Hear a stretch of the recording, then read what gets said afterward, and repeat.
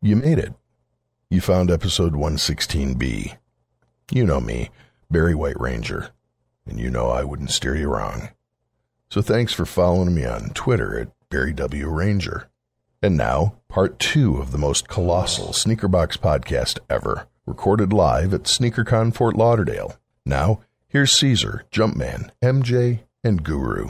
Episode 116B. Yo, what's good? This is Bull RC. This your boy Tony D2 Wild checking in. It's your boy Mike Ricks, man. And you're listening to the #1 sneaker show, the Sneakerbox Podcast. The Sneakerbox Podcast. The Sneakerbox Podcast with SneakerBarDetroit.com.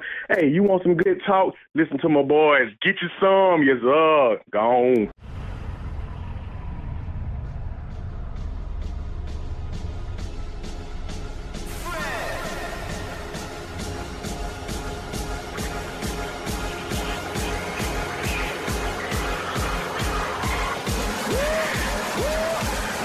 You're now listening to the Sneaker Box. Okay, I guess we're live right now. Recording live for you from SneakerCon. There you go, the Sneaker Box Podcast. We are live at SneakerCon Fort Lauderdale. So obviously, Sneaker Box Podcast with Crepper Tech, part of the Crepper Tech family. They're like way down there. In New York, we were sitting right next to them, but obviously don't love us anymore. So we're like sitting kitty corner away from them. Got 8 and 9 in between us. But anyway, practice safe stunting. Go get yourself some crep by going to crepprotect.com. Also get yourself the peel in case you got those funky feet. Your shoes might look sweet, but your feet don't smell as sweet as they look, so definitely go get that peel.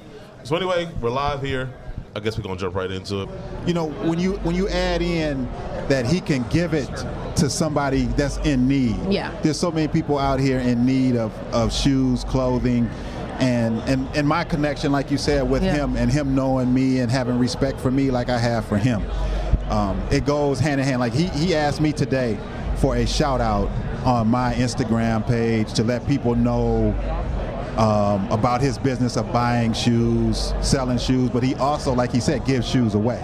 Yeah. Right. So, you know, he asked me for something, so you do favors for one another. Yeah. And it's a positive to help not only you, him, me, us. It benefits a lot of different people in a lot of different ways. Can I say that? I want to add this too, though, and I know JB is going to sit there and say stop it, but it's also a testament to who he is, though, because he has that type of person. Not like, you got a lot of people out here who are like famous, right? People know of you, but like that's all they do. Like they just see your pictures and whatnot. He's personable. People feel like they can walk up to him. He has that type of relationship to where he can walk up to somebody and even suggest, hey, let me do that. And he'll more than likely do it because of who he is. And so I think it's more of a testament to who Jumpman Bostic is. I think it's just deeper than, okay, he has a lot of people following him. It's his relationship with his followers. Right. So, and I wanted to ask you, how ironic is it that we traded for a KD and we got that whole big story about OKC and the Warriors playing tonight. Yeah.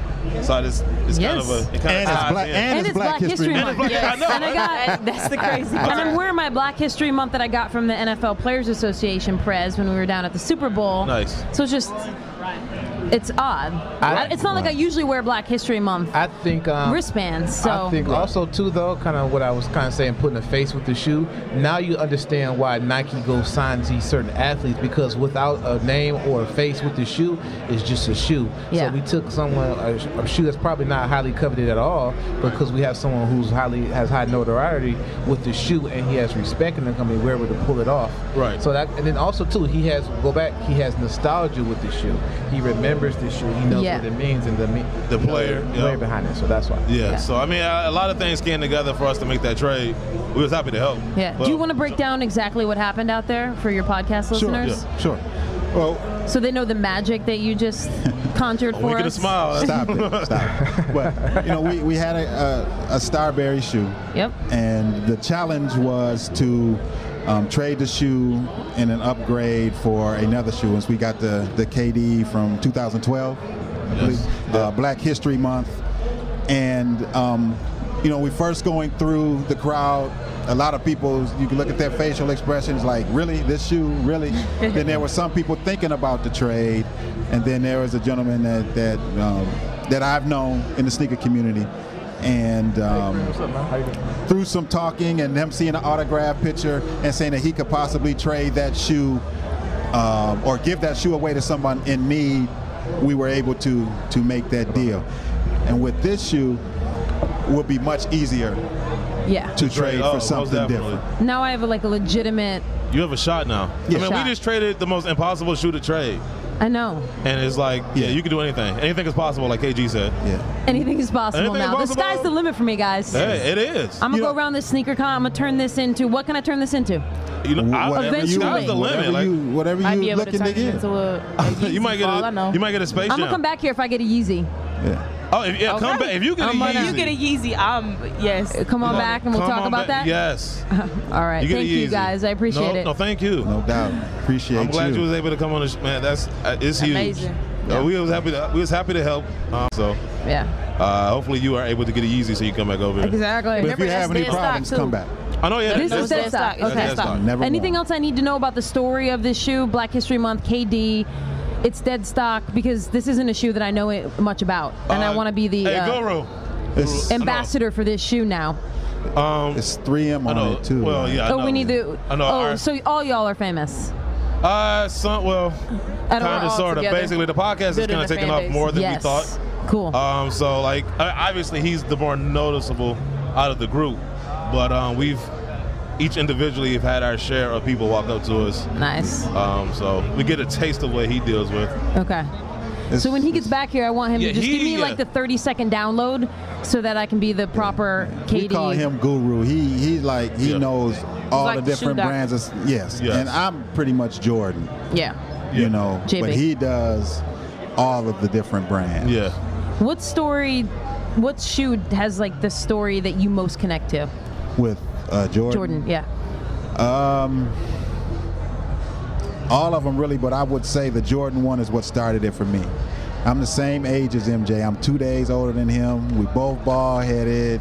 Both I black. mean, I Both ballers. patterned my game after his in college. He left college 2 years before me to go to the NBA. I've never met him. I had 987 pairs of Jordans in my collection. Yes. And but the Jordan 1, 1985 Chicago's. That's my #1 shoe. I still have that shoe in my collection today. Yeah. Wherever I go, I display that shoe. When I display, sometimes I display at sneaker cons. At Sneaker-Con Cleveland, I'll be displaying it. It's the original. It's the original. He has an entire basement. $65. If you get a chance Did you wear it? Yes, I wear it at least once a year to this day. Nice. The sole is still The holding up. sole is still holding up. When you wear your shoes, they last longer. It's when you leave them in the Yes. box, the glue starts to separate and the material starts to fall Yeah. off, and the sole will fall off the shoe. Right. All right, cool. It's crazy. All right, we're gonna maybe I'll stop by and talk to him real quick with the KD. Yeah. You guys good for now? I gotta go make this magic that's happen. Yeah. Guru. I owe you guys big time. Now we appreciate Here he you. comes right now. Guru, come here. So Guru, I'm the ambassador for these shoes now. I just need to know like what this story is. I need to know all the deets. I'm happy that you asked. All right, so with dashikis and things like that for the African tribal culture, the pattern on your dashiki kind of lets you know where you're from. Kind of like what our accents here are in the U.S.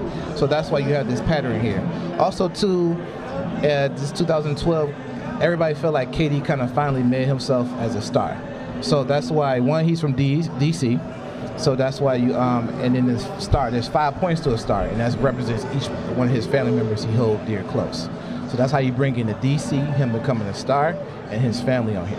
And on the back, on the bottom actually, Big Chuck is one of his basketball coaches that passed away, and then he has family members inside. Inside the traction. Yeah, inside the traction, the family members. He always does Big Chuck on all of his shoes because that was his basketball coach he loved who passed away in a car accident. And then he has family members in the store. So these shoes tell stories. Then you see this Pentagon? Where's the Pentagon at? DC. And he's from the DMV area. So that's how they bring the whole story together into the shoe. Oh, all right, I'm on that. I'm on it. All right, thank you guys Now, again. if you need No help, problem. he's the man to help facilitate that Here's one. my backup pair. All right. These are used.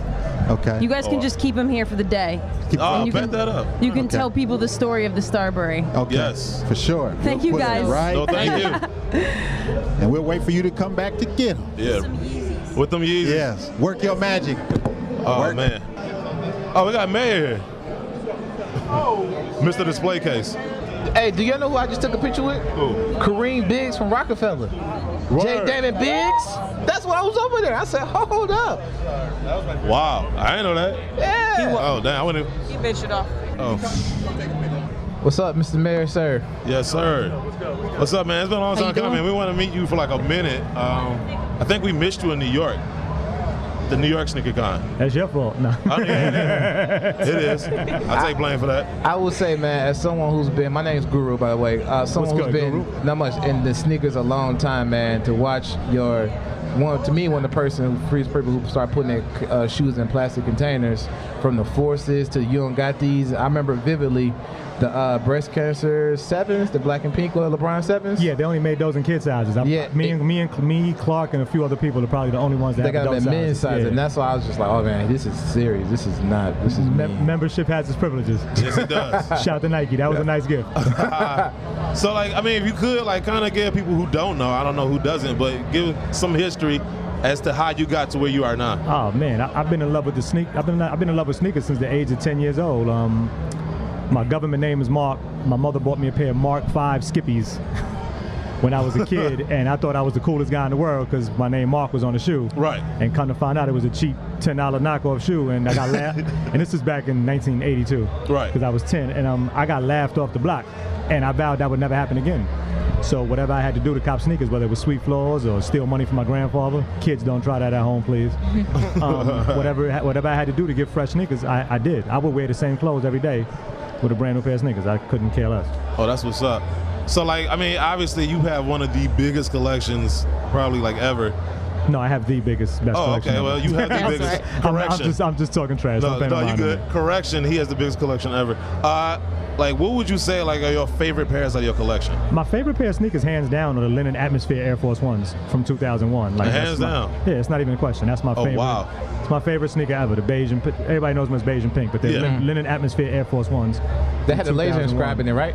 Nah, this was just the plain, regular 2001 joints. They only came out in Japan at that time. Okay. And because I remember the ones that had the laser inscribed flowers on it was on. Oh no, that's the UNO. That's the UNO. Those are dope too. I have a couple of those. Yeah, a couple. But yeah, that's my favorite, and it always has been. And Nike just re-released them with Kith not too long ago, and that was cool. But I still have like 6 of the original pairs. I had like 13 maybe in my lifetime, and I still have 6 dead stock of the originals, and I just got 3 of the new ones, so I'm happy. Wow, yeah. I almost wore them today, but I changed up. Yeah, I kind of heard when he did the interview, he told Nike, I want this shoe from the Kith store Miami, but if it does not have the same leather as it did back in the day, don't give it to me. Well, he didn't say all that, but because I was there. Shout out to Ronnie. Ronnie's my man. But I mean, the process was already in play before Kith had the shoe coming, because I was privy to some information, and they were showing me. They were trying to retro this shoe for a while, right? And on a 1 to 10, they probably hit it with an 8 on a leather. It came out dope. Yeah. That's what's up. What shoes did you wear today, though? I didn't even see. I have on some sample LeBron 9 MVP. Oh, LeBron. I mean, Guru. Yeah. I don't even. I'm the Dunkman Robinson of the crew. All right, I'm not the most perfect historian in the world, but if I'm not mistaken, he didn't win the MVP this year, and they made the shoe as well. I don't remember. I could be wrong. No. I think he did, because the 8s he didn't win it, because D Rose won it. Okay, he won the 9s and the 10s and the 11s. So I have the 8s as well. But I have. They made an 8 sample. Yeah, that's the one he did win. Yeah, they made an 8 sample. I have that as well. And so I got these. I think the color's a little different on these than the ones that actually came out. You're right. This one came out with the pack. Yeah. Right. And this one, the yellow was a little different on this. Yeah. So how you digging this how you digging this sneaker con overall? Like, I literally just got in, walked in the door, made a U-turn, and saw you guys. So here I am. Appreciate it. Thank you. I'm gonna enjoy sneaker con and see what it has to offer, and take a whole bunch of pictures and kiss some babies and walk the room like Maya does. And is it for someone who has a mass collection like yours? Is there anything that you still keeping your eye out for at SneakerCon, even though you have such access with different companies? Is it still something you come here for to look for? I hate sneakers. No, I'm kidding. I'm always on the lookout for something that I don't have. There's actually things that I don't have. Such as? I mean, my worldly possessions that I'm looking for a Whiting Kennedy Air Force One, which nobody's going to have here. There's only 50 pair in existence. I'm looking for a Kobe denim, which nobody's going to have here. But I mean, as far as like general stuff, like I would love the chalk color, beige color Ultra Boost. You know, I missed out on that one. I didn't get that one. If it's in here, you know, I'll give somebody $400 or $500 for it. You know, stuff like that. Stuff that I missed out when I was traveling, or I just chose not to wake up that day, or a brand didn't send me. Right. You know, I always try to leave with something. I'm still waiting on my Air Force One from you from 2011. What do I have? In Dallas. Which one do I have for you? I don't know. You said you was gonna give me one. I'll give you whatever you make your way to Jersey. You make your way to your house. I'll open up the room. You pick whatever you want. I don't care what it is. Sweet. I couldn't care if you picked the Vibe Air Force One, whatever you want to yours. Wow. What are your thoughts on the culture as it is right now, like overall? I have no problem with it. Everybody, I hate the reselling aspect of the game. I used to hate it a lot, but I've grown to see the business aspect of it, and I appreciate and respect some of it. See, back in the days before bots and everything else, and I did an article in the Village Voice in 2009 talking about this. When you stood online, and I'm gonna get a little disrespectful for a second, everybody, so I apologize in advance. And there's a young lady here, and but I'm gonna be as respectful as I can. Be truthful. When you stand online to buy a $150 sneaker, and you online for 3 days, and you smell like a butt cheek sandwich or a hot bowl of shit for not washing your ass for 3 days, and then you in turn take that shoe and sell it for $350, and you made $200, and you divide that by 72 hours, you're working for $2.50 an hour. Right. Apply your talents to something else, and that's how I felt at that time. Right. But now with bots and everybody's the plug, and everybody has to connect, and everybody pays off the manager at a Foot Locker or a Foot Action or whatever the case may be. Now it's different, and I respect the hustle, and I get it. Because but what I do hate is I hate the kid that goes online and get the shoe to sell it. Yeah. Exactly. Buy this, wear it, man. Put it on your feet. I'm your biggest fan when I see you buy that shoe, put it on your feet. Right. I'm like your biggest fan because what I'm gonna sit on it. You know what I'm saying? Like I can get $2,000 for the sneaker on my feet right now. Why am I not gonna wear them? I totally agree with you. As someone who came up in the sneaker game, when I told them when Jordan used to come out on Wednesdays and the Nike ads and commercial things, it's just like when shoes used to sit. The sneaker culture had to grow, so it's like it came at a cost, which is the reselling and the hype. You just told your age.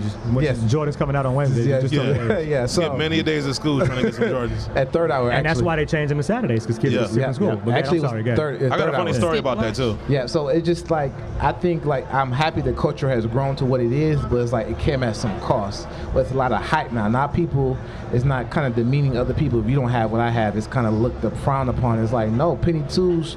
If penny twos mean to you what bread 11s mean to somebody else, then that's equal. It's just like everybody needs to wear what they like, and there's a lot of dope sneakers out now. I think a lot of these brands are creating hype beasts, and they're supporting the hype beasts, and it's just like it's kind of frustrating. As someone who come up to the game is like, are you really going to go that way or go that route? It's, I mean, as a Nike stockholder, yay, and an Adidas stockholder, yay. I understand where they got to meet. They got to meet their numbers. If Nike tells their stockholders, and I'm going back on old numbers, if Nike tells their stock members that from 2009 to 2012 they're going to be worth $24 billion, they got to hit that number, and they're going to find a way to hit that number. And so I understand that part, and they're going to cater to everybody. But we still control. We control was and going back to your point earlier, if you like a shoe, you buy a shoe. Right. I get hit 900 times a day on my Snapchat. I am Mayor, shameless plug. I get hit 900 times a day. Yo, should I buy this or should I buy that? And I respond to people. That's why everybody loves me and hates me, because I respond. If you like it, buy it. Right. I mean, that's what it comes down to. I mean, if you like it, buy it. But do you feel like a lot of people? Well, we all know the answer to this question, but I just want to ask you specifically. Do you feel like a lot of people are swayed by what other people think they should wear? Yes. Yeah. Oh, 1,000%. 1,000%. That's man, woman, Martian, whatever. Yeah. 1,000%. Not even a question. Right. And it's sad because I've been the Air Force One poster child when the shit was dead. Right. But you caught me at every sneaker show with a fresh pair of ones on. Ones nobody had, nobody seen, and it was like, it's always the old shit effect. People seen them, our age group because we're older, but the younger kids are like, yo, what's that? That's new? Nah, fam, this is older than you. And that's what you and Bobito was the ones I would say I would give. Shout to Cool Bob Love. Yeah, for the Air Force One. And to me, especially with now the era where all the celebrities are sneakerheads, I feel like you, Bobito, Wale, Clark Kent, Fat Joe, those are the celebrities who I know before he became a fad with everyone else. Yes, DJ Greg Street.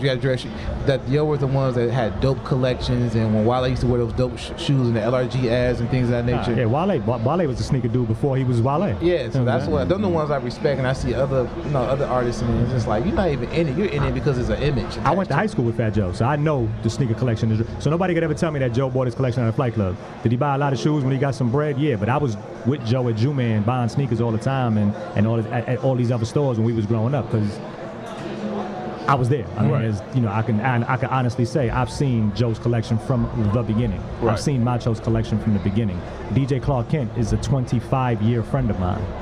You know what I'm saying? So I know what that has become. I remember him and Dame Dash battling, you know what I'm saying, Fresh to death. I remember Addicted to Fresh, where that came from.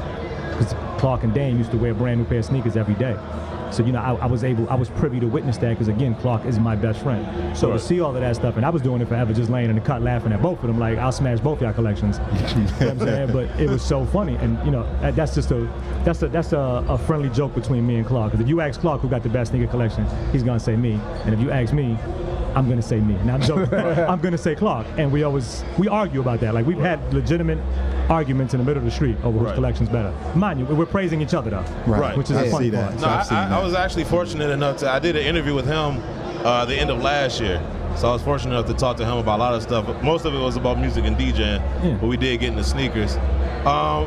That's Clark. Forget the sneakers. I don't even want to talk to Clark about sneakers. Right. I like to, raid his hard drive pause. I like to get my portable hard drive, put it in there, take all his music and run. Right. Like, I'm fortunate, again, with that being my best friend, I'm fortunate enough to have a MacBook Pro with 76,000 songs on it.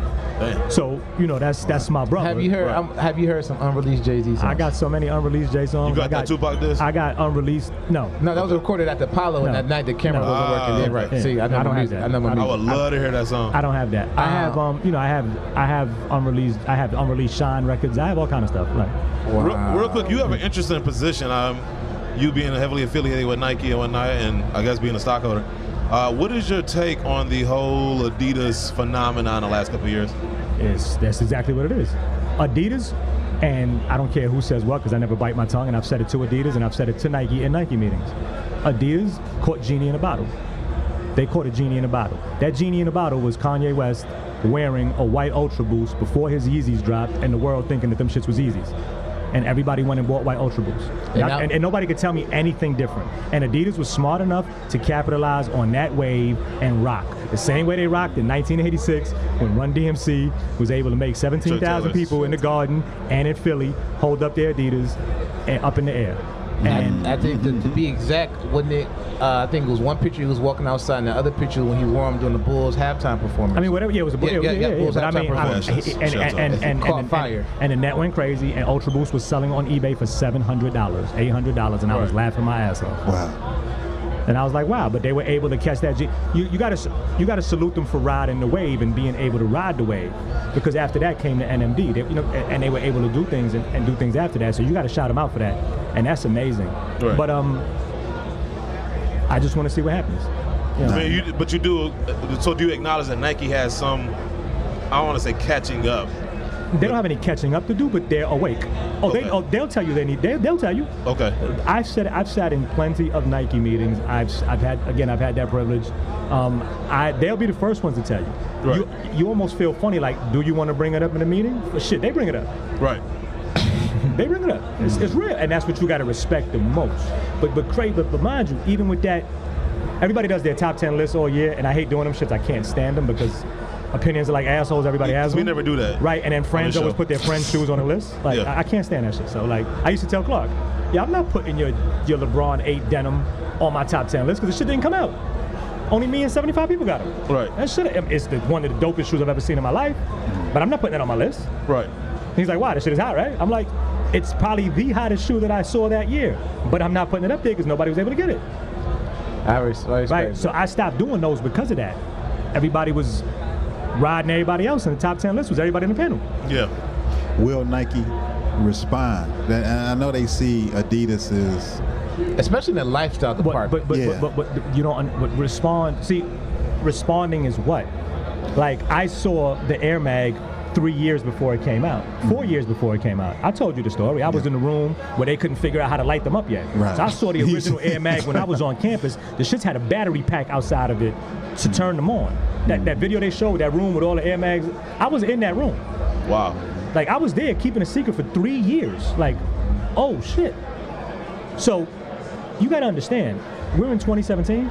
Nike's on 2022 already. Okay, I see where and you're going so is with Adidas. They're there already. Like, right. Only the smaller brands aren't. Like maybe Puma's on 2020. Right. Maybe Asus is on 2020. Right. Nike's on 2022 already. Right. And there's so much shit that y'all haven't seen yet that I've seen. Okay. That I saw back then that still ain't touched the light of day. I like how you worded it though. You said they woke, so. But it's not about response. Like, you don't go back. You gotta respect your competition. But even with respecting the competition, if you do your top 10s this year, you do your hot shoes this year, Jordan had mad shoes up there, whether they sat on the shelves or not. Don't tell me the True Blue wasn't hot because it sat on the shelf. Right. Don't tell me the Recoming of the Shattered Backboard wasn't hot because it sat on the shelf. Right. I don't want to hear that shit. That's Nike's fault for making 500,000 pairs instead of $240,000 pair. That's what I try to tell people, because a shoe was sold out or not doesn't determine whether it was hot or not. I'm the happiest guy in the world. But to normal people, that's what do they call them? Cyber Monday 3s or whatever? Yeah. I'm the happiest guy in the world. Every time I need a black sneaker, I go to the mall. Yeah. Shit, nobody happier than me. Yeah. It's very interesting your take on that, because it's just funny. That's whack though. Everybody says the same. It's sat on shelves. It's not hot. You's a dumbass. Right. Well, like you said, because they make those shoes limited. You know, the more limited they make a shoe, the more hype is generated. So the more people want it. Is my $7,000 G1 Chi jacket not hot because there's still 200 of them on the shelf? No, motherfuckers ain't paying $7,000 for them. My dumbass is. You know I love how self-deprecating you are. I got a question, man, bro. I'm the most brutally honest person in America. I love it. I'm honest to a fault. My honesty has cost me a lot of checks. Well, here, I got. What if Caesar said he had to pick between two shoes and he was going to get one because it was limited? Is that a reason they buy a shoe because it's limited? Tell him the full story. This is the Go full ahead, story. Jump, man. Am I lying? This is the full story. This is the full story. Man, this is the full story. What I was saying was. I apologize in advance. I'm brutally honest. This was what I'm saying. Let's listen to this, man. This was the point. If I like two shoes, right, and this shoe is more limited than the other one, I'm going to try to go after the more limited one because I got a chance to go back and get the other one at a different time because there's more pairs out there. I understand that point. Right. I understand that point. That wasn't how it was put, but that's how it was put. That's how you twisted it. That's how you cleaned it up with the Swifter. All right, so that's the cleanup. Yeah. My initial response is, stop being a cheap motherfucker and buy them both. Hype beast. That's that mayor shit. Some of us ain't got mayor shit. Some of us ain't got mayor money. I don't have mayor money either. That's a perception. I just got ooh. I just got ooh. That's a perception. Mayor just works very hard. Well, I got to work harder then, obviously. Yeah. We all do. We all do. Shoot, I ain't gonna lie, I do. Kids, you want to drive 2 Porsches and have a couple of homes? Work 6 days a week. Take off Sundays. Gotta have a family day. Yes, gotta have at least one day. I'm doing that, but I'm still not where you at right now. Close. And that means you're winning, and you're winning, and I respect it. I'm making moves. Some things take time. I would just say, man, as someone who's a fan of the sneaker culture from back then until now, I hate the word sneakerhead. I think that was a word by companies. That's right. I can't by stand companies that kind of label a target audience for them to make money off of. Yeah, every interviewer that interviews me freaks out when I'm like, yo, don't call me a sneakerhead. No, just call me a guy like sneakers. I respect that. Yeah. Call me a sneaker wearer. Don't call me a sneaker collector. You collect art. You collect stamps. You don't collect fucking sneakers. Yeah, I don't look at my shoes. I wear them. Well, sometimes I will look at those. But I'd say it's a privilege and an honor to have to sit and talk to you, and going with me, like watching YouTube videos and reading articles, that be here to sit with you and talk to you is really a privilege. I appreciate it. I appreciate that this culture really has a platform now. We have podcasts and we have this and we have that and we have forums. I mean, it's come a long way from Nike Talk, right? Oh, yes, extremely long way. A long way. I got one more question for you though. Before it was DMs, it was PMs. It was PMs. Yes. I charged for the last question. Are you okay? Well, nice seeing you today. We'll give you Alan email. All right, let's go. Right. Talk to me. We'll send you his PayPal account. He's really gonna charge me for that last question. So. Let's go. No, okay. So real talk though, you was talking about we was talking about Nike and how they're ahead and whatnot. But we've seen this before though. Like at certain points throughout history, a company has been the top company, and nobody in the foreseeable future saw them ever being knocked off, and they were, like how Chuck Taylor's were for a long time, then Adidas at some point, and then Nike ultimately took that crown. At some point, do you see anybody challenging Nike for that crown? No. No? No. I think because Nike has the history. It has the history. Adidas doesn't have I mean, Adidas got history too, though. A lot. It might be more. You know what I'm saying? But what I'm saying is, Adidas doesn't have the silhouettes, the historical silhouettes. That's true. So what's going to be historical for Adidas? Shell toes, Stan Smiths, Ultra Boost, Superstars, NMDs, and four. That's what's up. Where you from, Boston, girl? She said Forum. Now, I think how Nike has, even though Adidas is trailblazing, what Adidas is doing now with the Ultra Boost and NMDs is what Nike did in the 90s with the Alpha Project, with all those signature shoes and the flights and all that. Right, but there's so many silhouettes. There's Air Monarchs, there's Air Monarchs, there's Air Revolution, which is my favorite basketball shoe besides the LeBron 7. That's like the Air Revolution is my favorite basketball shoe ever. And so that's what I'm saying. That's why Nike has the head of steam, because they're making their silhouettes now that will be retro later. Right, but even with the history, but even when you go history in general, like I said, when you look at classic silhouettes, you know, I mean, shit. They got more weapons. Yo, they just, I mean, the Hyper Adapt, that shit is a Monarch with self-lacings. Yeah, it's a self-lacing Monarch. I mean, I have them. Shout out to Nike. Thank you very much. You have a self-lacing Monarch. It's a Hyper Adapt. The Hyper Adapt is a Monarch. Okay. He thinking a real Monarch. No, but if you look at it, that's what it is. It's a Monarch tool with self-lacing. That's exactly what it is. I keep it 100. That shit is an Air Monarch with a self-lacing system. Right. But you know, they have the silhouettes. You go back to the Air Force, the Blazer, the Dunk, the Presto. The Presto is older than everybody in this room. Tell me about it. You know what I'm saying? It's funny. You know, it's funny. People like love Ultra Boost, but they'll shit on the Presto. And I'm like, how? But you can't shit on the Presto. The crazy thing is, though, you know what I'm saying? The history behind the Presto, why I like it so much, is because, you know, I remember being young and my auntie used to wear them, and she didn't even know what she had on her feet. I walk up in her house today, and she's like, you know, what are those? I'm like, you don't remember from these when you used to wear these back in the day? That's the best thing ever. Like that's the best thing ever. Yeah, like, that's what I love the most. And from it being designed and wanting to fit like a shirt, that's why they come small, large, extra large. And I'm mad when they made the second batch of Prestos, they started giving them sizes. They got to give them sizes. No, give them the small, extra small, large. Yeah. That's what so now again, certain things hit and certain things don't. So now Jordan wants to bring back the Trunner. I think that's dope. Right, but I don't know if the Trunner was dope. I remember wearing Trunners. I remember watching Roy Jones work out in Trunners. In the pool. You know what I'm saying? Like I remember, you know, like I wore Trunners, and I was like, but I don't think it's gonna catch that wave. No. Well, they're making a Trunner for Black History, right? Yeah. It might get some hype based on that. But I hope it catches. I hope it, because the Trunner was dope. I love the Trunner. What's the price? 110.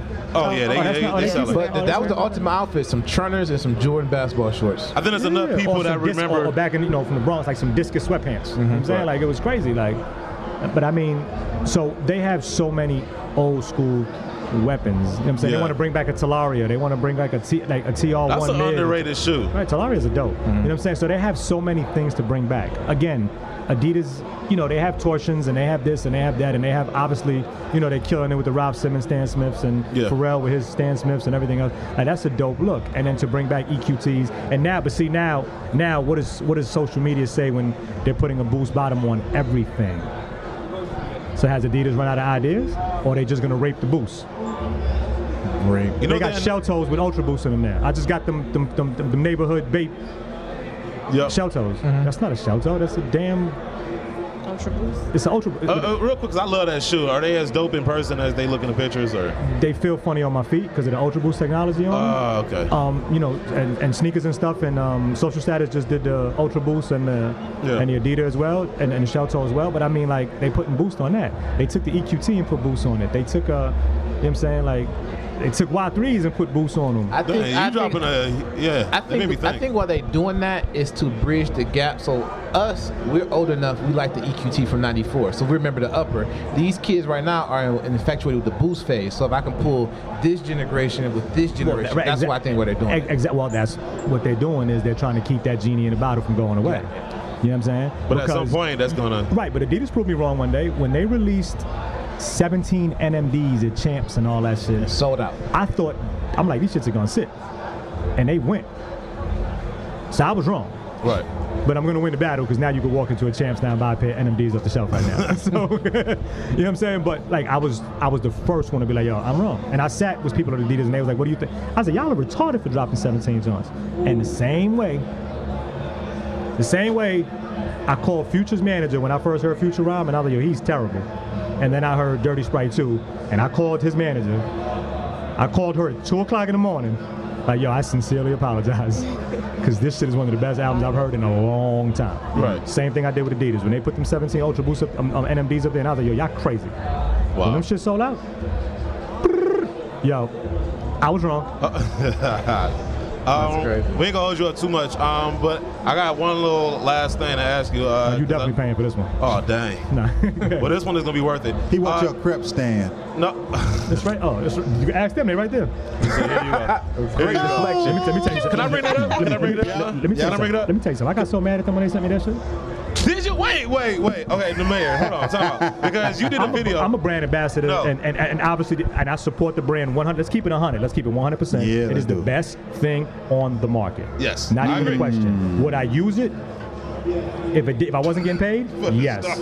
Hey, Listen. He rejuvenated. All right, but Shubanet is dope. That's what I use. edit that out, White Ranger. Look, Those are my peoples. Those are my friends. You know what I'm saying? So like, I get it and I respect it, but outside of getting paid, I've used Jason Mark. I never used Shubanet. I've used a couple other things. Crep Protect is the best thing on the planet. When they sent me that shit, I was mad. Now, see, you did a video the other day, right? And I go under the show's Instagram account, and I said to you, I was like, yo, we part of the fam, Crep Protect fam. And you immediately panned over to the display case, like, do you have one of these? And I'm like, no. Well, that's just me. Well, on social, see, I have a lot of fun on my social media. I see that. And I enjoy it. At my expense. And kids love me and kids hate me. At your expense, because you're down here. The comments on Instagram Live are so ruthless. They are. Man. And it's funny. Man. And what I tell them all is like, listen, if you would say this in my face, I would before I slap the shit out of you, I would shake your hand. Right. Because 9 times out of 10, I probably beat your father up growing up. Wow. No, May is real. There's no, you know what I'm saying? Like, May is real. The whole time I'm sitting there, I'm like, he has a room full of sneakers he could easily stun on me on, and he uses the Crep display case. Because I know only like 4 people got that shit. You know what I'm saying? Like, but no, real talk, because I know you got connections. If there's any way you can talk to these people about making more shoes in a size 15, it is a struggle. There's shoes in the 15, fam. It's just a lot of Bigfoot motherfuckers out there. It's a lot of us. Blame your parents. I do. And the water system. I got one thing. I'm a big Brian fan, bro. And microwave food. As you should be. Yes, the Zoom generations all the way down. As you should be as the 3rd greatest basketball player ever in life. Who's the first two? Michael Jordan and Larry Bird. Kareem ain't them? No. Okay. I could argue Hakeem Olajuwon's a better center than Kareem Abdul-Jabbar. I'm a sportsman. You can argue. We could give you I'll give you a whole nother show. I'll give you a whole nother show. How much time we got? Is this some way you can help your fellow sneaker brother out? No. I wear 11. Okay, talk to me. 11 and a half. How many times do you get that question? 11 and a half or 12. So I'm not asking for shoes. I'm just asking to talk to the brands. I was told I have one of the greatest abilities on this planet. My mentor told me this a long time ago. You know what that is? The ability to say no. Yes, that's a talent too. But no. You just brush that off. Niet, nada. I'll start going in Spanish. Now talk to me. What you need, 11 and a half or 12, bro. Here goes Jumpman's favorite shoes. Because like in Detroit, it's hard to get LeBrons. Go ahead. And then even on eBay. When you say dope LeBrons, what do you mean dope LeBrons? See that we almost had a hype beast moment just now. So to me, outside of a general release, like things, like what I want is maybe some graffiti 4s. I just found, to me, my grail is the All-Star Game LeBron 3s. I found in New York in SneakerCon. I got Fruity Pebbles in the 12. Ooh. And you know the crazy part is somebody was supposed to trade me a 9 for a 12, and that's the only reason I got the 12.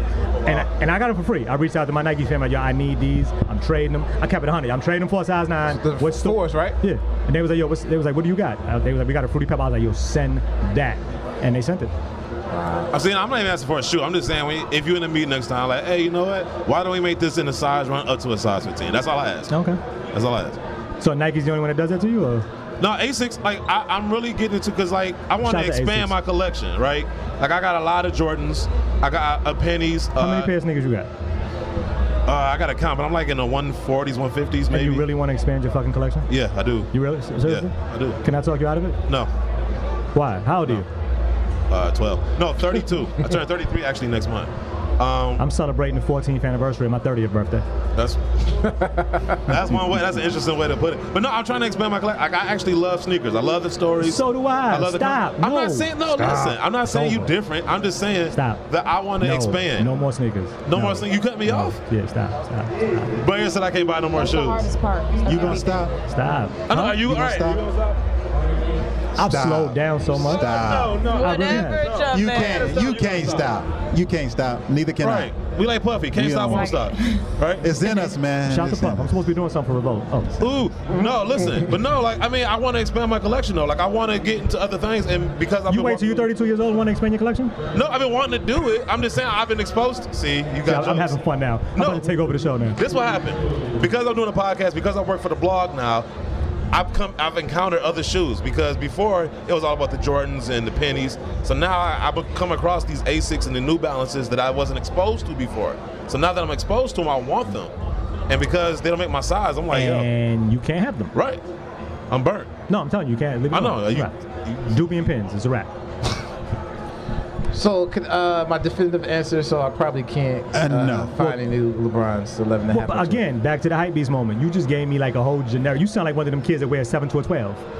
No, I wear 7 to a 12. After 11 and a half or 12, like free. It's so many LeBrons, especially his PE collection is ridiculous.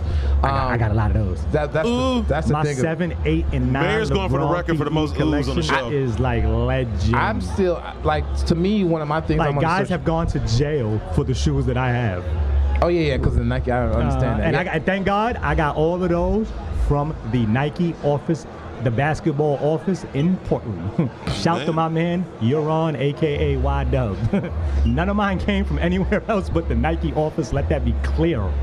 Nice. So yeah, that's on. Where can I just? You heard it here in the Sneaker Box podcast. Find like LeBrons are on eBay, or a lot of stores, like a lot of consignment shops don't like to carry LeBrons because they feel like they sick. So where is the best place for me to kind of look for that? Because I really want to up my LeBron collection. Exactly. That's my answer. Come to New Jersey. Nah, well, I don't have your size, but it's something I'll look into for you. I know a guy that has 12s. 11 and a half to 12. I know a guy that wears a size 12 that probably has every LeBron PE on the planet. Now, now again, I can't broker the money because he's gonna charge you. But I know a guy for a fact with every single LeBron PE on the planet. Wow. LeBron. And he's in the process of buying a home. No, LeBron don't have size 12. LeBron wears 16. Oh, damn, does it? I got to shoot. Friends and family. Matter of fact, you was in Dallas with me when I stole LeBron size. Yeah. Did I say stole? When I was given LeBron size 16. He was gonna be in the dunk contest that year, and they made I have a hyperfused LeBron 7, size 16, hyperfused. He was gonna wear it with a Larry Nance jersey because he was gonna be in the dunk contest. That was the year they opened up the Cowboy Stadium, and we was all out there. Yep. And somehow, some way, that shoe made it into my suitcase and it got home, and I have it. It grew legs. Yeah, it's crazy. Yeah, it happens sometimes. I know. It's crazy. And well, I'm going to jail. We'll edit the Sneaker Box podcast put Mayor in jail. But my man has the size, and he's buying a house, so I know he's letting shit go. So okay. He has. That's all Guru need to know. Thank you, sir. We'll link up contact-wise. I appreciate it. Absolutely. Yeah. But ladies, gentlemen, it was a pleasure. Can we take this group picture real quick? No, that I charge $5 for. Okay. All right, I got $5. No, I want $5 for real. I got $5. Jump in, pay the man. Hey, I ain't got no problem with that. All right, the Jumpman can give you some New York PBA cards. Yeah, let's go. Barry White Ranger here. You all know that I entertain a great deal. And when I'm out and trying to make my best impression, my ensemble is never complete without a really great pair of sneaks. Like me, you can keep your kicks in the best shape possible, simply with crep. Just a spray or two of crep, a quick brushing, and voila. Yeah, that was French. And my sneaks are protected from spaghetti, or a fine bottle of Chianti, or even a splash of mud while I help my special lady out of her chariot as we make our way back to my humble abode. You may not entertain as much as I have the opportunity to, but when you do, make sure that what you got on your feet looks its best, with crep. Take it from Barry White Ranger. You won't be sorry, and neither will she. You are now listening to the Sneaker Box podcast. The voice of sneaker culture. Bringing soul to the airwaves. All right, so what's up, man? We are back. We took a little break real quick. We got my man Status Plus, inventor of the swag rag. I guess that's gonna be real hot down south. I can imagine you guys are gonna need a lot of this down here in Florida or otherwise. So, Status, you want to kind of just tell the people about yourself and about your brand? Here's Mr. Status Plus coming to you talking at the SneakerCon Convention 2017. And I met the brother right here. Yes, sir. And I showcased my product to him. He was like, oh, snap. Yo, you got to tell the people about this. I said, yes, you do. So basically, what I have on my shoulder is, it's called the swag rag. And basically how I describe the swag rag, I tell people if a scarf and a towel had a baby, the swag rag will be it. Swag rag basically is designer towel, 1 part terry, 1 part design. You're looking good while wiping the sweat at the same damn time. You feel it? That's the swag rag. It is coming to a store, an outlet, and online near you. Yeah, I could definitely tell you have worked long and hard on that. I have. I promise you, brother. I think it's pretty obvious, but just kind of tell the people, like, what made you come up with the swag rag? Basically, what made me come up with the swag rag, I was at a nightclub one night in New York. I'm from New York, by the way. And I was at the bar with a nice female, and I'm a big dude. I sweat. Right. So I always carry towels, but the towels was kind of raggedy from the kitchen. So I was like, you know what? I'm going to go to Walmart or something and grab me a like a velour black towel or something to match the color of the outfit that I'm wearing. So I had it in my pocket. I was at the club. I was at the bar. I started sweating. I pulled it out. I was talking to a female. I started wiping my forehead. She's like, oh, that's a nice towel. I said, it's just a regular towel. So, you know, the light bulb went off. I said, you know what? If I can make this swagged out and put some little character in and make it fashionable, I got a product. Everybody needs one. We all use it, so why not? And that's how the invention of the swag rag came about. I mean, you know what? They say necessity is the mother of invention, so. That's it. Nobody wants to walk around with a napkin stuck on your forehead and nobody's going to tell you it's there. Am I right or wrong, brother? No, I feel you. I'm just trying to imagine somebody walking around with a napkin and not knowing it on their forehead. It's happening to me. I'm guessing it happens. Yeah. Happens more often than you would think. Coming down here, because we've had like a slew of people on the show so far today, and like I find it more interesting, like because everybody knows about the mayors and whoever else we had on the show, but to meet people like you know what I'm saying? Like that's what makes it interesting to me, because it's like, okay, like I get to meet the different characters that make up the community other than the usual suspects. So definitely shout out to you, man. Hopefully, I wish nothing but success for you and your adventures. And if you could, you know, send me a swag rag. You know, of course, man. Listen, I'm gonna send you a collection of swag rags, brother. I'm having my collection of swag rags. I like that. Hey, listen, teamwork make the dream work, baby. Hey, Caesar. Yes, sir. I got to tell you, I think the ladies might need those. When they're on Barry White Ranger. You know what? Because they all start sweating. Exactly. Whenever the ladies come around Barry White Ranger, they start sweating. Now, that could be because he probably slipped something in their drink and they're sweating profusely from the drug reaction. Not the Mickey. But, no, like, definitely, you know what? You send me some swag rags. Me and White Ranger would definitely partake in that collection. And it's kind of like the Hair Club. Not only is he a member, I'm a he client. uses it too. He's a client. Exactly. That's it. And that's baby. the best way to sell your product. People see you using your product. Absolutely. Yes. Like this? Oh, you know what you should do? I just gave you a thought, though. Like, if you could make a swag rag with the print of his jacket. Oh, that's of course. I make my own fabric, brother. You see that fabric? I think we need a swag rag with the podcast logo on it. That would be dope. Hey, see, I'm already ahead of you, brother. See, there you go. We need two. We need one with the podcast logo, and we need one with the print of his jacket. That would be dope. That would be super dope. Super dope. Let me tell these people how to find me. You know, my apology, because I didn't even tell that first of all. That's the first thing I should have done. Swagrags.com, SWAGGRAGS, Status Plus Fashions, Instagram and Facebook at Swagrags, Twitter on Swagrags. It's the dopest tagline I use all the time. Is even on my worst day, my status is plus. Do not forget it. Taste it, live it, learn it.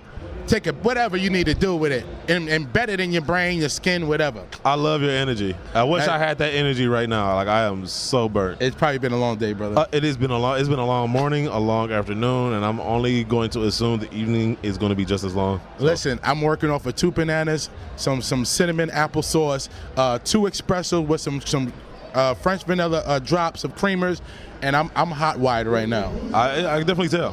That's an understatement. Yes. But no, I definitely appreciate you coming through the podcast, man. Like, I cannot wait for this podcast to go up and the people to hear this, man. I think this show has been awesome so far. Okay. So, Yes. Definitely. So I'm about to run. I'm about to go highlight that lemonade. You about to go around and start pitching that swag right? It's all day, every day. Listen, I'm a one-man army in a marching band, baby.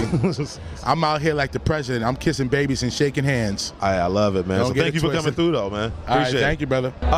Okay, so this has been a long, eventful day. Yes. And the crazy thing is, we still got a party to do after this. Oh, yeah, we having a party. I know, Figs, you got to come through. Yeah, I'm going to come through. Barbecue, Let me know man. what's going on, man. Bostic style. Okay. That's what I like to hear. Shout out to my people over there at 8 & 9 Manufacturing Company. Y'all know 8 & 9 where quality meets design. I guess they got to talk over me down there. But we got my main man, Figs. Y'all know, y'all hear me shout him out all the time. What up, people? What's good? Yes. I love, first of all, they make the official SneakerCon shirts, obviously. Dope. And yeah, they are super dope. Every year they get better and better. I'm not just saying this because we're from Detroit. I need that throwback Detroit one. I was going to say, that was the best. I need that throwback. I don't know why I was slipping on that one. Yeah, man. That might have been one of our best ones. Yes. That might be in like the top 3 or 5 SneakerCon shirts. I slept like Jumpman. I was like, I'll get one when I get there. Gone. So mad about that. But yeah, man, y'all killing it over there, man. Shout out for the wallet too, man. Yeah, no doubt, man. No doubt. This thing I is appreciate you. about done. I gotta get you right, man. I can't have you in the streets and no beat up wallet. There you go. Figs always treat me right. I'm telling you, I love Figs. No doubt. Shout out to Mike Rich too, man. I gotta get that clean shirt. Yes, Mike Rich, the homie, doing big things. Definitely gets a lot of love, man. His people come back to us. They just show us nothing but love. Dog, like Mike is killer. I mean, I swear to God. Remember when we first met Mike? Yeah. That was the craziest thing. Like he called. It was like, oh, yeah, shout me out. Yeah. And now he's like he the almost biggest at YouTube 200,000. star. That's crazy. That's right. He's doing his thing. Go Patriots, though. Yeah, man, he looked like he was about. He shared. Man. I know he's gonna listen to this. Like, come on, man. I'm gonna get a text message from Mike. Like, I haven't seen his reaction video. I gotta check it out. You gotta it is the saddest thing to watch. Man. You feel bad for him at the end of the video. Like, damn. Like, I don't even want to tease him no more. Damn. Yeah, it's like, damn. Like, you see how much it would have meant had they won. Oh yeah. I'd have been big for Atlanta. I told him the highlight of that video though was the Tahitian treat, the cans of Tahitian treat that he had in the trunk. He was going to his party and he had all this Tahitian treat in there. I was like, to me, that was the sticking point of that video. 16 minutes of video, and that was the one thing I came away with. Damn. Tahitian treat. Damn. Ray G.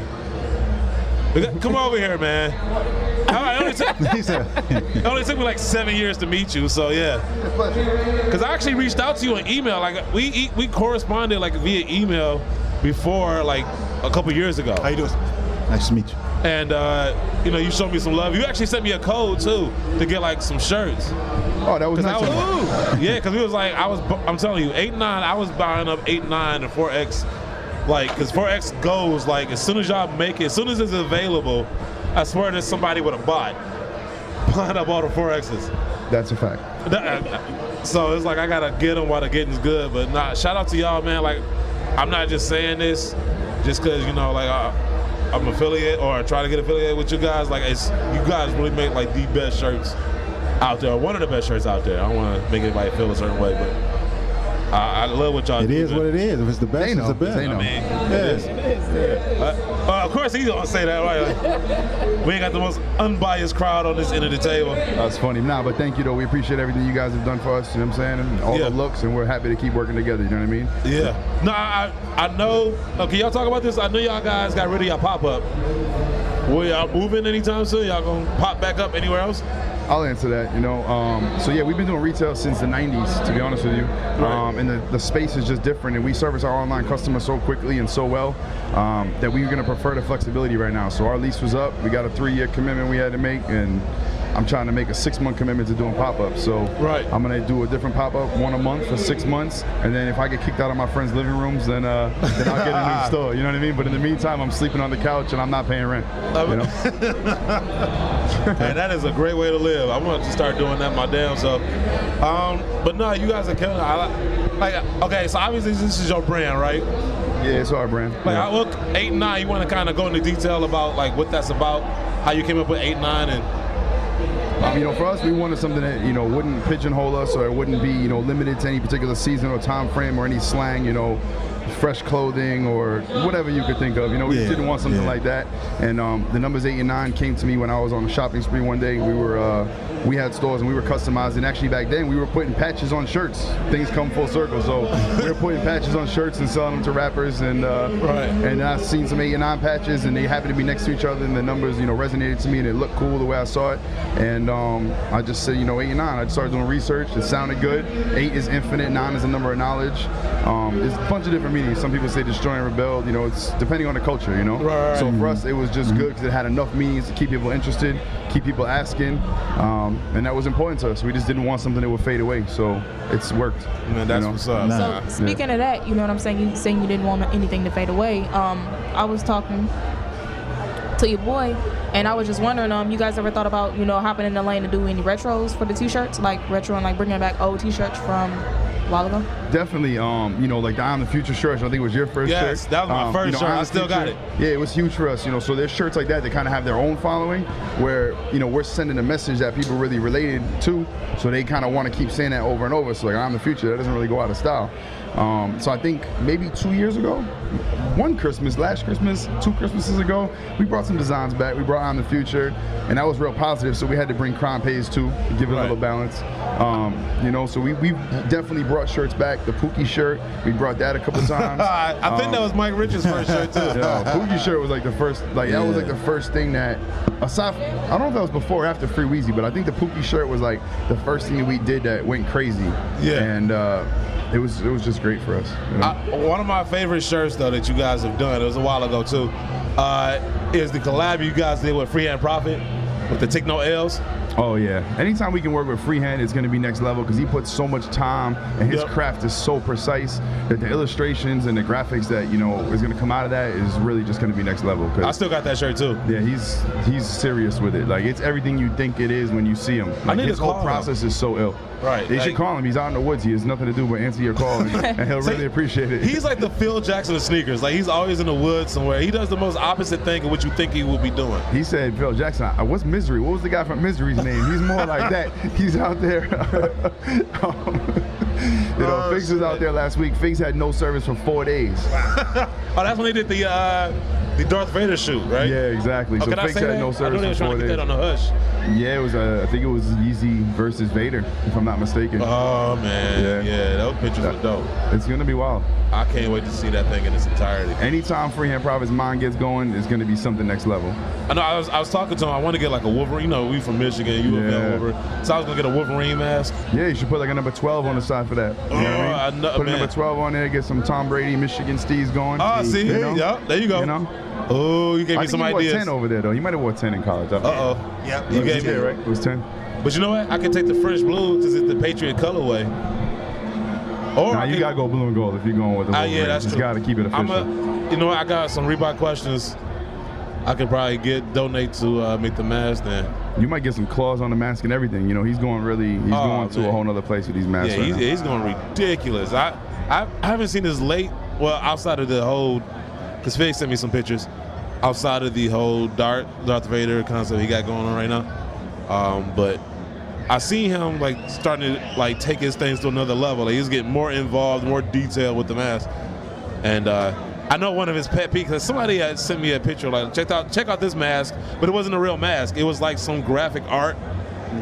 And I know that's like his pet peeve because he actually does this for a living, and you got somebody sitting in front of a computer screen just mashing up a mask. So shout to Freehand Profit though, man. That dude is doing crazy things. You know, and Freehand, you know, he's protective as any artist is going to be over his work, but the point is just the attribution. When you're inspired by something, just say you're inspired by it. Right. You know, just give the credit where the credit is due. There you go. You know, because it's like hip hop. You know, anytime you come up, you listen to somebody over and over and over and over, then you know you start spitting. Your style is going to be influenced by that person. Right. So just pay homage, just pay respect to where you saw it first.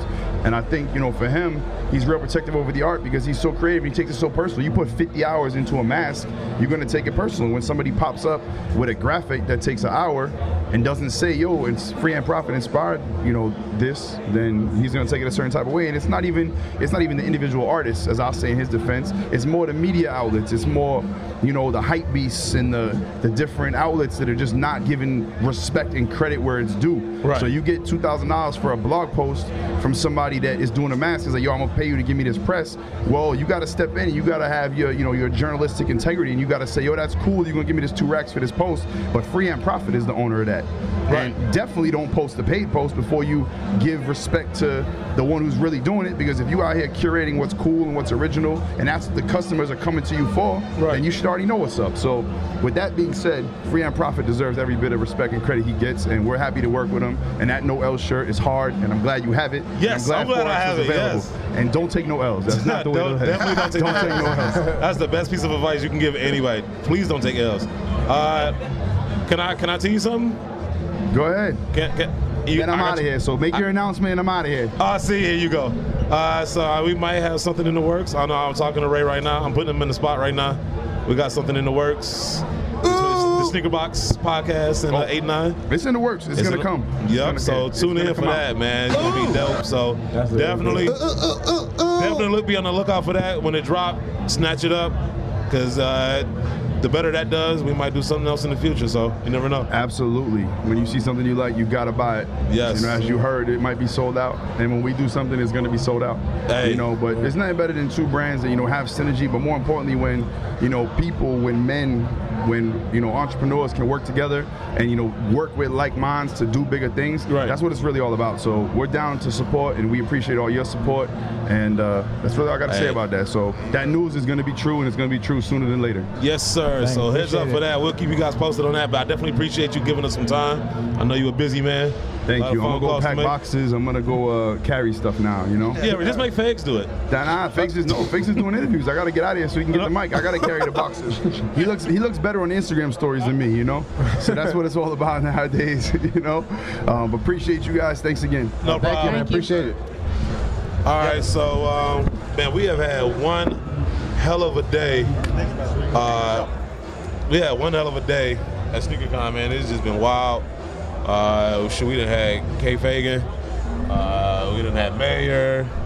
Who else? We got Phenom Kips coming through. We got give a little time. They got a couple projects they want to talk about. Oh yeah, real quick. Shout it out. Thanks for having us, everybody. I lost my voice. I appreciate it, man. Let me clear my throat. You want, for the people who don't know, want to tell them what you're about and what you own and what you got going on in the near future? Thank you, Guru. So I'm affiliated with Phenom Kicks. We opened up a store out in Riverside, and it's by a young man by the name of Jordan Keller. And myself and his dad, you know, we're really doing a lot of things behind the scene, pushing him and the shoe. So we're a consignment store. You know, people bring in their kicks all the time. We really don't have too much competition out there in the Inland Empire, in Riverside of LA. So, you know, Kenny, aka Perfect Pair, already came by, blessed us. So hopefully we'll be able to carry some of the Crep Protect products as well. So we're really excited about that. We got our own merchandise.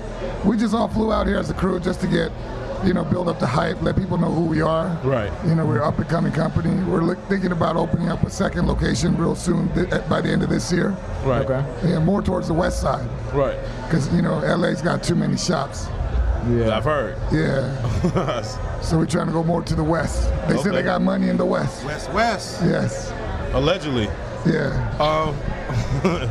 But no, okay, so I see you do these boxes, man. You want to kind of tell us? Oh, yeah. You know, we do these boxes. I introduced my man, Jonathan Bernal, to the company, and he made a couple boxes for us. He made a Yeezy box, a Jordan Cement 3 type of box, as well as a Space Jam box. And then we also ordered the all black with the Phenom logo box. Right. So we got some celebrity clientele, but, you know, I'm going to put Jonathan on the mic real soon to talk more about that. But I did want to talk about something that I mentioned to my good friend here, Jumpman Bostic. At the LA SneakerCon, we got something very exciting. I think I told MJ and Guru and Mr. Jumpman. Oh, so I'm learning about it just now. Okay. Yeah. So you feel like us for one time. You felt like us. Singled out. It's okay. It's all good. So, you know, we got some connections. You know, we got some love from some people in the industry. So we reached out to Adidas, and we said we want to do a collab, and you know, they agreed to do it. So you're gonna see a collaboration with Phenom Kicks and Adidas. Nice. And then Indeed type of shoe come out at the LA SneakerCon. Oh wow. Very limited. That's dope. Yeah. That's dope. I mean, I know that easy. I'm about to make a phone call. No, it ain't that easy, brother. I want a collaboration. Okay, here you go. I mean, first of all, congratulations on that. I mean, because that's like the highest honor for any sneakerhead, like, you know, to be able to design a shoe. You know what I'm saying? Or that's just huge. No matter what the shoe is, they can give you the most basic model. Not everybody has the ability to have their own shoe come out. So big ups to you on that. You said it's going to be at the LA SneakerCon, right? Yeah, that's when we're going to release it. And that's in, you know when that's going to be? I want to say at the end of June, like I believe it's June 24th, 25th. That's what I've heard. I haven't Googled it myself right now, but. So we got time to plan to go to that trip. Yeah, definitely. Yeah, we definitely. I've never been to LA, so I'm looking forward to coming out there. Yeah. Man, you know, the weather's great. You know, we're known for, you know, all kinds of foods and cuisines out there. You know, a lot of good Mexican food out there too. Dumb man woke up. He woke up from that nap. He was nodding off and he was like, what? Yeah, and we got some good tacos. We got some good, decent barbecue up and coming too in LA. And you know, with my background, you know, we got some good Korean barbecue too out there. You know what I'm saying? Seoul, brother, capital of Korea, Seoul. Hey, Jay. I'll definitely be checking that out too. Yeah, for sure. And I told all the brothers, you know, they asked me who you rooting for during the Super Bowl, and I told them, hey, I'm from the South. And they said, for real? What part of the South? I said, I'm from South Korea. You know what I mean? People don't get it twisted, man. We all from the South. I had to root for Atlanta, though. You're not gonna root for Atlanta? You couldn't? Well, I mean, I couldn't root for Tom Brady and the Patriots. Oh, for the Super Bowl. What? Yeah. Oh man, see. Heartbroken about that.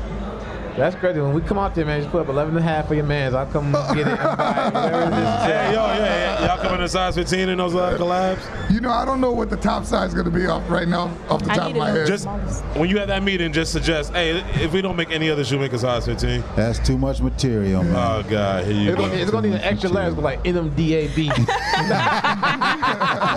Triple X.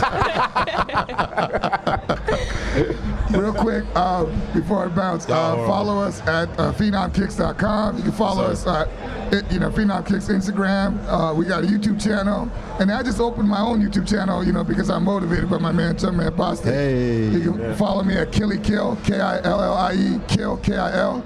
And I want to give my attention to Jonathan Bernard. He's the man in charge. He's been doing this for a minute with the boxes. So I know you asked some questions about that. Definitely. So, Jonathan, what's up, man? I'm going to turn it over to you. Yeah, we're going to do some work on one of these boys.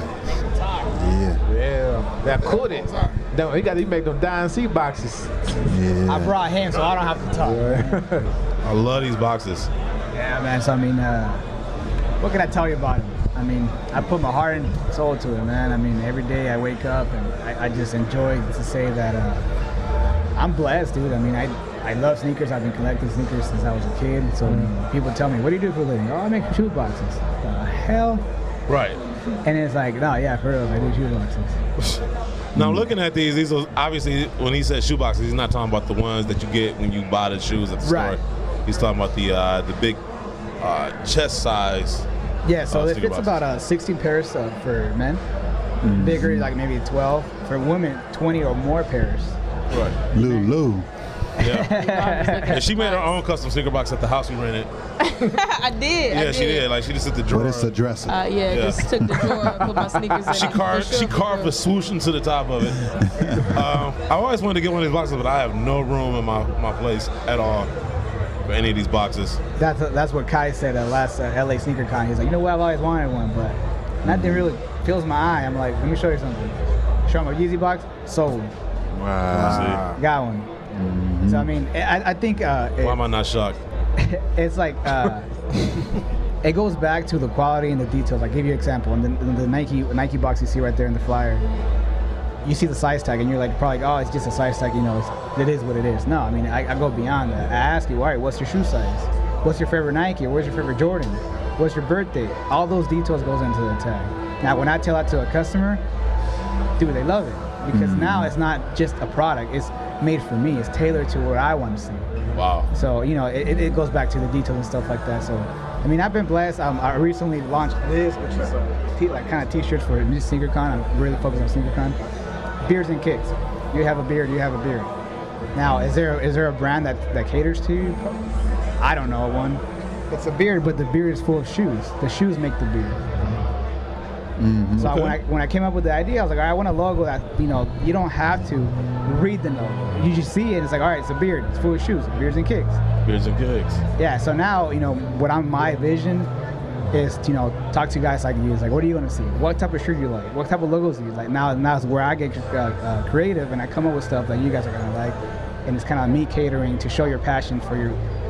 There's one quote that I like. It's keep your beards and kicks clean. Got to. We got to. And it goes back to this, like, you know, it relates. You know, you're like, oh, hot beards and kicks. It relates. Right. We're into shoes.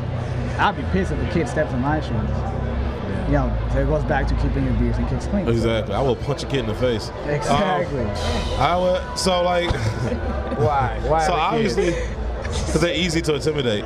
Okay, so you make the chest size boxes, but you also make the glass boxes too, right? Yes, acrylic. I really jumped into that late last year. And I got a couple models, Playboy models, celebrity models as well, that kind of, women has kind of jumped on it real fast. And on top of that, for example, right now I'm working on this project. They wanted me to do an office desk out of acrylic. Now they asked me, we want to have LED, we want to have some transparent, like, of course, like the lights to kind of be transparent, but the desks to change colors, and we want to have full cabinets. Wow. And you ask yourself, how does that happen? Well, we make. You want a magic carpet with that too? Like, I mean, you say you made that happen? I have the renders for it, and we're ready to make a bunch of production. Wow. You know what? Tag us in the pictures of that one. I want to see that. I'll show you videos, and I'll tell you another crazy story. I called up by a watch store. They have, like, you know, high-end watches. Say, hey, I want to see how creative you are. I'm like, all right, what's going on? And he was like, I want a VIP room. Millionaires going to this room. I want something that they're having a drink. And when they put the glass cup, I want them to look at something. It's okay. First thing I thought, I was like, okay, acrylic. So I want to make it harder for you. I want the interior to look like a watch. So like, it have gears, and the gears will move the stuff. And as the gears move, they're displaying different watches. Took me about a month. We got the renders going, and we're ready to go into production. Wow. I'm more interested in that one. I really want to see how that turns out. So I mean, and everything will be full acrylic. Now the cool part about acrylic, that acrylic carries the light. It's not like glass where you just show. Acrylic carries it. So let's say, for example, right here the front is all acrylic. Now laser emblem your logo on the front, and it's see-through, right? Because it's just clear. But let's say I throw LED at the bottom of it where you can't see the LED. The light will carry through the acrylic and fill in the holes, where the holes will light up and change colors with your phone via Bluetooth. Wow, that's great. Yeah, please tag us in that when that thing is up. Yeah. So, I had to see that. So for me, like I said, I was talking to my partner. I'm like, dude, you're into cars. I'm into shoes. How the hell did we get into this? It's a passion for shoes. You know what I mean? So like, that's what I get creative about. And every day, I'm blessed to do what I do and to share my passion with everybody else. Like, obviously, everybody here is into shoes, right? On one shape, form, or another. Shoes is what brought you here, right? Exactly. And I love watching people like find different angles in which to attack, you know what I'm saying, I guess what they feel is a necessity in the game, whether it's the boxes you make. We went to New York and somebody had the bags that you put on your feet if it's raining. You know what I'm saying? Just the different innovations that people come up with for sneakers, I think is dope, man. Like, I'm always dumbfounded. Like, I can't wait to see what, you know, somebody has in Cleveland and whatnot. Are you guys gonna go to every SneakerCon? Or? That's what we're working on. My main goal is this year. I want to make the clothing brand, which is Beards and Kicks Pro. Like, I want everybody to know. And today, I mean, I got great responses. Like, oh, dude, that's very creative. Like, that's sick. I showed them a logo that I'm working on, or a new design. Everybody's like, dude, that's sick. Now, you know, it's up for me to make it happen. So I got to go out and make a name out of myself. Dude, that's what's up. Definitely keep us posted on that. Oh, definitely. Because I definitely, you know what I'm saying, support it. Not only the boxes and the clothing brand. Oh yeah, I gotta show you the renders so you guys can see. I mean, I gotta see this. And that's like you said, you know, it goes back to seeing people grow. I get messages from all these little kids that follow me and stuff. Like, dude, what motivates you, or what's your goal? It's like, oh, your goal is to have these pair of Yeezys or whatever. It's like, yeah, the shoes is cool. But ultimately, the goal is to make a life of what you like. You know? Right. Have a family, have a house out of what you like. I mean, for me to say, yeah, I work getting creative out of the shoes that I like. At the end of the day, that's the ultimate reward. You know what I mean? No, I hear you on that, loud and clear. Yeah, definitely loud and clear. So shout out to you, man. Shout out to you. Yeah, follow the Instagram. I'll give you my business card for Beers and Cakes. The boxes, I'm known as J Boxes. My first initial, my last initial, JB. So you add the OX and it's J Boxes. Gotcha. And then this is for the Beers and Cakes. Yes, sir. I have the renders right here so you can check them out, man. Yeah, we're gonna work on one that's a special size. I'm not gonna let the cat out the bag. This is a 3D render of the coffee table. You press play and it'll show you exactly what it's gonna look like. All right, real quick, I'm looking at this rendering of this coffee table. And it's all fully acrylic. LED lights controlled by Beers and Cakes. Well, JB gotta see it too. Oh yeah, that's not. Oh my goodness. What? Yeah. Hey Lulu, that's simply Miss B on Instagram. What's up? Yeah. She always posts some dope pictures. Yes. Really nice. Hey, how you doing? Don't forget to tag me when you post it. Okay. All right. Have a good day now. Yeah, I definitely got it. Yeah. I want to see the finished product of this thing. It's going to be crazy. Oh, yeah, it's crazy. I mean, it's going to take a lot of labor, but, you know. Yeah, but definitely thank you for coming through, man. Oh, definitely. Thank you guys for spending some time, man. Oh, no, man. That's what we're here for. And looking forward to seeing you guys in Cleveland. Yes. Definitely got link up. You know, I giving back to you guys for listening to us is trying to use our platform, people who may not be here, to be able to reach out to you guys and, you know, to help, because that's what the sneaker community is all about, is helping each other. You know, it grew and then it became all about money and politics, and it kind of separated people a little bit and turned them to cliques. But we kind of against that. It's like, let's help one another, because I may help somebody, they might not be able to help me back, but somebody else may be able to help me. So it's kind of creating that karma within the sneaker community and giving back and just supporting people, because you never know when you may need their support. Oh, most definitely. And one thing I learned, and dude, this is crazy. Before I did all this, I was a personal banker for Bank of America for 4 years. Wow. Then I was like, you know what? I'm gonna follow my dreams. I'm gonna quit and just 100%. Most definitely. You know what I mean? And like I tell Kid, like, dude, sometimes I work 7 days a week. For December, for Christmas, I was working from 8 a.m. to 1 a.m. every day, nonstop, making boxes. And I have a team of 3, and we were all working day and night. Wow. So, you know what I mean? I mean, you should have seen me at Christmas. My eyes were like purple, and it's like, it was bad. But you know what I mean? Like, I don't complain. And honestly, I've learned that it's all about connections. So it's not who you are, it's who you know. Like, you know, when Kai's, hey Kai's, can you help me out? You know, give you a box, you know, help me out with some marketing. Dude, I went up like 3,000-4,000 followers within a day. Yeah. You know what I mean? And when I see models, like, hey, you know, Layla Milani, Manny Koshman, Abigail Ratchford, all these, hey, you know what, help me on some marketing, I'll give you a box, but, you know, do some good marketing. They don't, I mean, yeah, I got to pay my people to make it happen, but out of that, dude, I boost up followers, I boost sales, I make my money. Yeah. And now I made it, they see my product, they like it, I just build a relationship. I could text them, hey, can you help me out? Boom, yeah, they respond back, and that's what it's all about, you know, helping the community. That's what's up. Did you? Go ahead. I'm sorry. Did you want to go in detail about the pricing and then the packaging as far as like why is it so special? Yeah. So like packaging, I ship worldwide. I've shipped to Dubai, Qatar, London, Italy, Canada, Paris. I've shipped, and the shipping goes like $1,500, $1,600, $1,200, and people pay it. It's crazy. People pay it.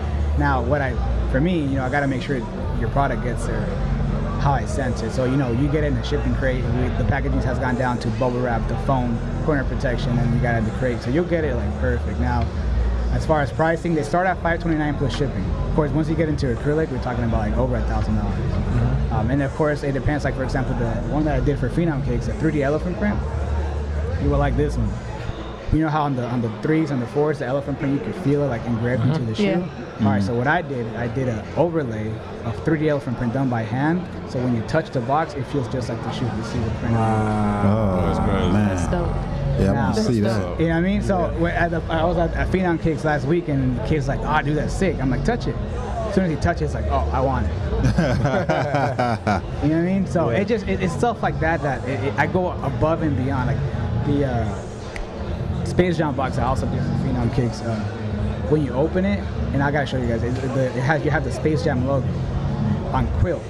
So what I do, I'm not gonna do a sticker on quilt. So I did overlay of acrylic, laser cut acrylic. We overlaid it by hand and airbrushed it by hand. So the Space Jam is like 3D coming out of the box. That's what's up. You should, make a little box and then just bring it to display for the Cleveland show. Oh yeah. I know what she's trying to do. I like that. After the phones goes off, I'll be like, hey, my bill's $500. But I guess we're going to try to wrap up the show. Oh, yeah. Thank you guys for holding me. Yeah. No problem, man. No problem at all. Appreciate y'all for coming through. Thank you. Looking forward to seeing you in LA too. Yes, sir. Thank you. All right. Oh man. Yeah, so man, we got to meet a lot of people. We met a lot of people today, man. A lot of people. Life.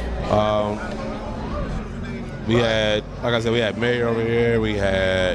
I tried to get my man JC from Urban Necessities, but no go.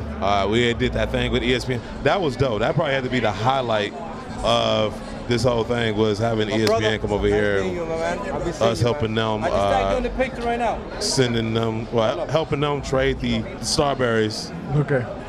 What was it? What would you trade the Starberries for? The KD5s? Black History Month. Yep. All right, so cool. So, doing all of that, man, there was some other stuff I can't think of off the top of my head. Am I missing something? No, man, this is blessed. That mayor conversation was like a Charlie Rose 60-minute conversation. That was really good. Hey, you know what? I'll tell you right now, another highlight of SneakerCon was that lemonade. That lemonade was the shit. Yo, can I say this show has been great, like, so far? I mean, amazing, like, as far as, like, the features and who's been coming to the table, what we've been seeing on the floor. It's just been... Yeah, New York paved the way for this show. Oh, man, I know. We were due for this. Yes, New York paved the way for this show. We were due for this one, man, because Lord knows New York, man. Like, oh, man. That's a whole other show right there for that. But we are definitely grateful to everybody that came over here and chopped it up with us. Definitely JB. JB is definitely, so far, is the MVP of today, because stop it. Man, that ESPN feature probably wouldn't have happened without JB. Mm-hmm. Did you check on her, see where she was with the shoes? Starberries turned into Space Jams. No, Starberries turned into KD5s. KD5s turned into Space Jams. Two pair of Space Jams. Two pair of Space Jams. It turned to NMDs. Oh, yeah. From KDs to NMDs to 2 Space Jams. So that for one NMD, she gave her 2 Space Jams. No, she got 2 different sizes. So she traded it one time, then she traded another one. Oh, okay. Yeah. Okay. So she's trying to find something in the 7.5. Okay. Did you reach out to her to see if she's coming back? Yeah. Not yet, I would. Yeah, do that, because I mean we can talk to her about that. Well, if she don't come back, I'll keep them Starberries. All right. Hey, she has to come back and get these, right? She said we were babysitting pretty much. What size are they? Hey, you know, we did. Real quick, we did have a couple people. One kid, me and Guru saw. One kid came over here and had an actual Starberry jersey in his book bag. Mm-hmm. He had a Starberry. He had a Stephon Marbury jersey. Thank you. Thanks. He had a Stephon Marbury Knicks jersey in his book bag. I like the Ginger Force. And so I mean, Ginger Force. Yeah. Shout out to the kids that actually stay on top of the knowledge, man, and the history. But yeah, we babysitting these Starberries for I don't know where she went. Usually I was able to kind of keep track of her because I could see the boom mic sticking above the crowd. But I can't see her anymore. But anyway, shout out to people at ESPN for allowing us to be a part of that segment. So I don't know how much they're going to edit us out of it. But it was dope to be a part of it nonetheless. What did I just do? What was it? I missed that. Oh, are we? We're going to be in the mix. We're going to be in the mix for the part from the Starberries to the KD. It was a pun. Like big pun? Yes. It's so hard. Want to take my life. It's so hard. JB's become I got to lose 100 pounds. I got to live, baby. I know, I'm about to. Oh, man. But no, today's been eventful, though. Like I said, the thing probably wouldn't even happen without JB.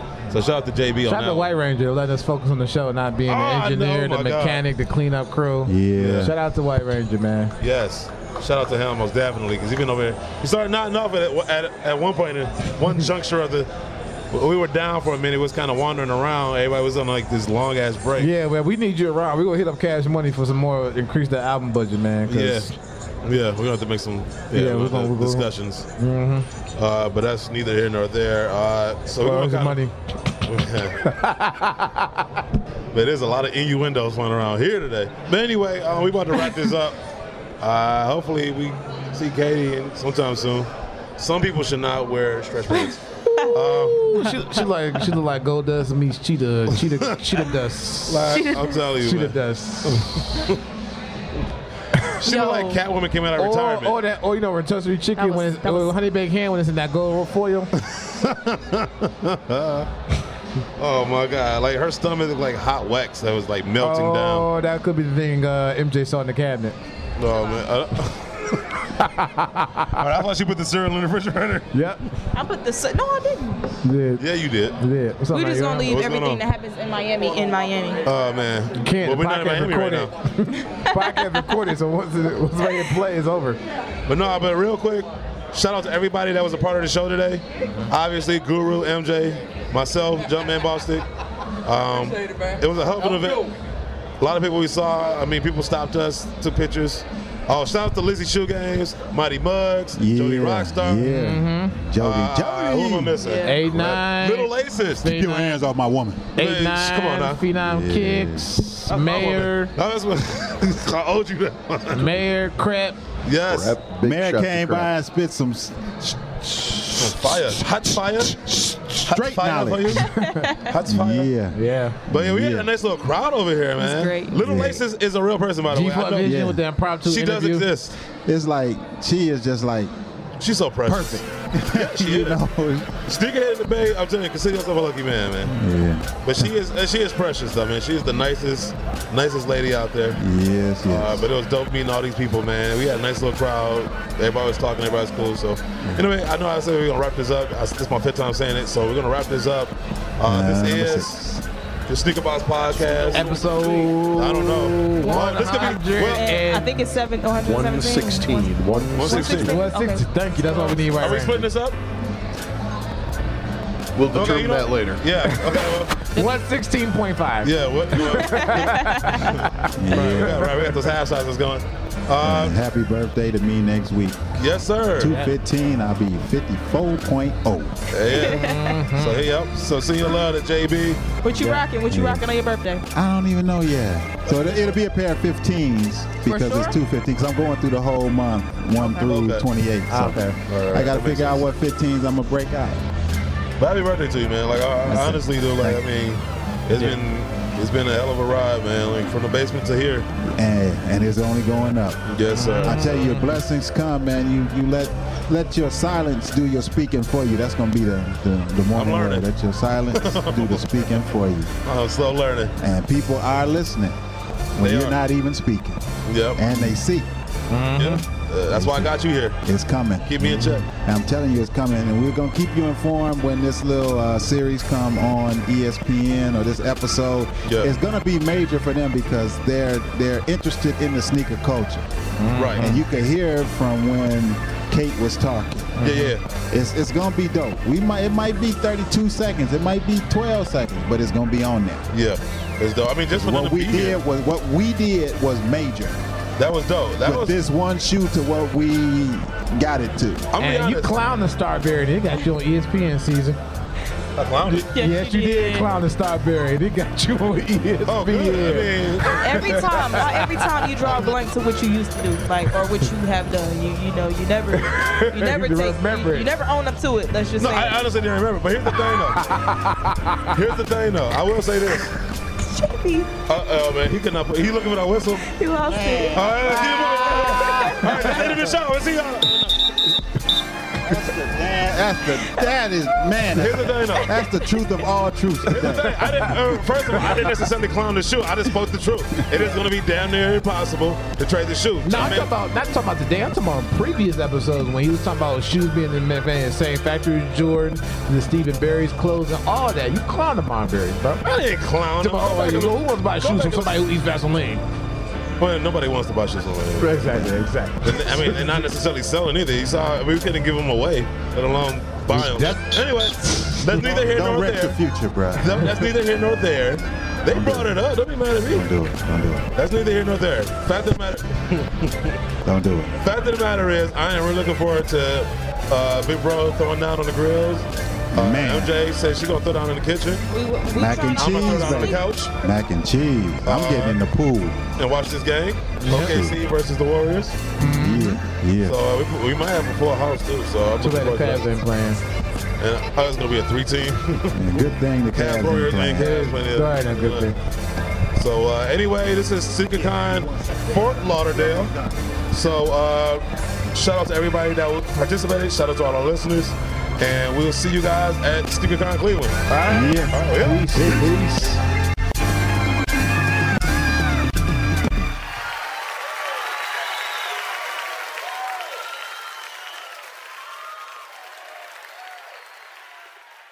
Wherever you look, skin. Spring break in Fort Lauderdale. 250,000 kids here for the sole purpose of partying. I'm going to go down to the pool, get a beer, and a hard-on. First, we take off our shoes. Do you want help with your laces? Laces? Laces? Laces? Laces? Laces? Laces?